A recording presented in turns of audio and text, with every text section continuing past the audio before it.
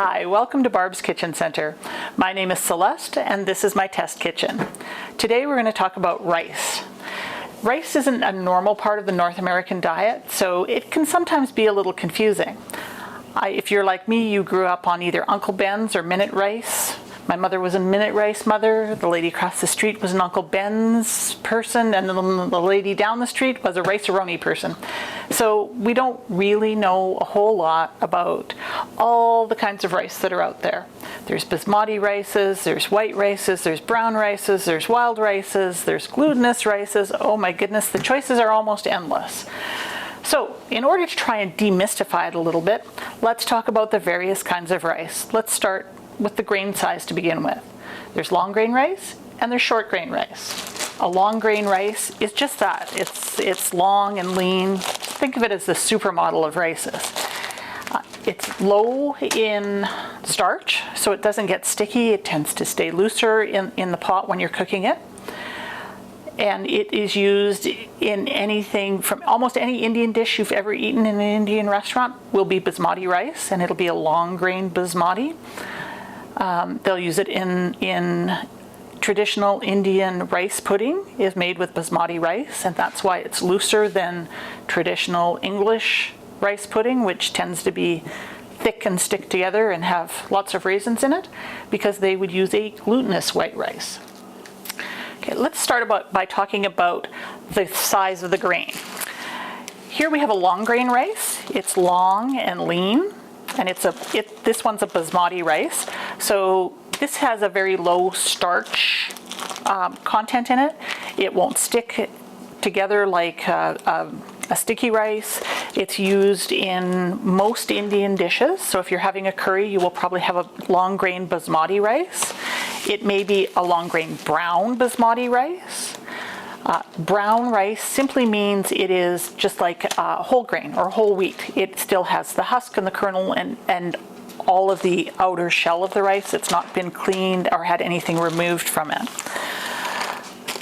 There's short grain glutinous rices, and they're a little shorter and a little chubbier. So if you look at basmati, you can think of it as the supermodel of rice. It's long and lean and skinny, and this is every other kid on the block. A little chunkier, a little not quite so long and lean. Then you have something like a red rice. A red rice, again, is a whole grain rice. It's just literally a red rice, and it has all of the husk and the germ still attached to it. It tends to have the highest protein content of any rice, even of a black rice. So again, we have black, which would be a whole grain. Glutinous rice, so this guy's going to be stickier and have more starch in it. You can buy the mixed. The problem with a mix, as long as you like a chewy rice, because your dark rices, your whole grain rices are going to take longer to cook than your white rices, so you might not be able to get it cooked as evenly when you're using a mix. But they're really lovely, especially if you're using this as a starch in a meal, to have, it makes your plate look really pretty to have this mixture of red rice, white rice, and whole wild rice. There we go, got the words out of my mouth. So then you have jasmine rice, which you may have seen and heard about, and you can often get as a good deal in the grocery store. Some jasmine rices, you'll have to look really closely at them. This jasmine rice, if you compare it to a short grain rice and you compare it to a long grain rice, the grains look really short in it, so it's going to be a sticky rice. And some jasmine rices are sticky, some jasmine rices aren't. And really the only thing about it that's different is when you cook this, it's going to be more fragrant. It's going to smell a little bit like popcorn. I don't think so, but people report, oh, you're cooking popcorn. I notice the difference in smell, but to me it doesn't smell like popcorn, but that's just me. Then you have bomba rices or arborio rices. They are a really thick, short grain. They are full of starch, and this is what you would use. You'd use a bomba if you were making a paella, because paellas are a little bit drier, or you would use an arborio if you're making a risotto, and a risotto is basically rice and gravy, and it's really good. Last but not least, we're going to talk about wild rice. It is the wild child of rice. It is literally the only rice that is native to North America, and it is not actually technically a rice, even though it looks very much like a long grain rice. It is a seed. Wild rice was traditionally used as a replacement for a vegetable in a traditional dish, as opposed to a starch in a dish where you would use one of the other rices.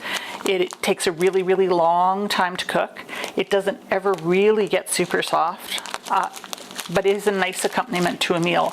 And technically you could have any one of these traditional rices and this, and it would be a complete meal, because this would be more like your vegetable replacement, where these would be a starch replacement. Last but not least, we're going to talk about cooking rice. Rice, being a grain, should always, always, always be rinsed. It's really hard to rinse rice in a traditional sieve that you would have in your cupboard. So we recommend a rice rinsing bowl. It has a lip, so you can get all the water out without all of the rice going into the sink. And the holes are a little smaller than your sieve, so you won't get a whole bunch of rice stuck in it. So you can rinse it off, dump out all the water, and then pour it into the vessel that you're going to cook in.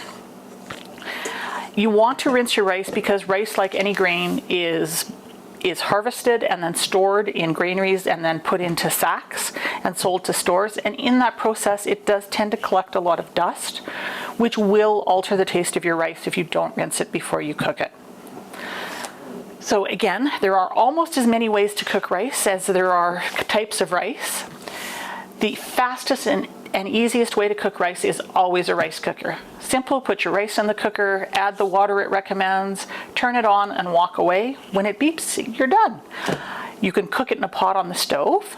If you're cooking it in a pot on the stove, make sure you use at least, if you put in 1 cup of rice, make sure you put in at least 2.5 cups of water, because the rice will soak up all that water and it's really, really, really easy to burn. You generally want to add a fat when you're cooking rice, so a butter or a little bit of oil. You want to season the water, so you want to use salts or pepper or whatever other seasoning you might like. Turmeric is nice, or saffron, which will give your rice an additional color.